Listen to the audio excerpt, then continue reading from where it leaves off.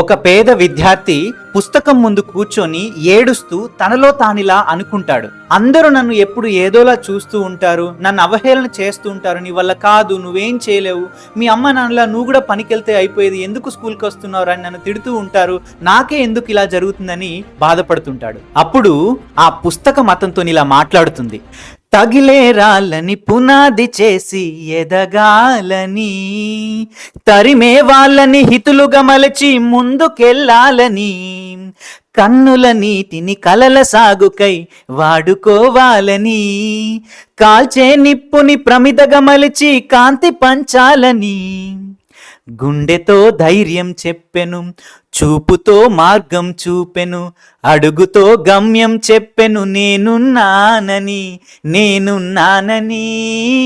నీకేం కాదని, నీ తల రాతనే మార్చేస్తానని.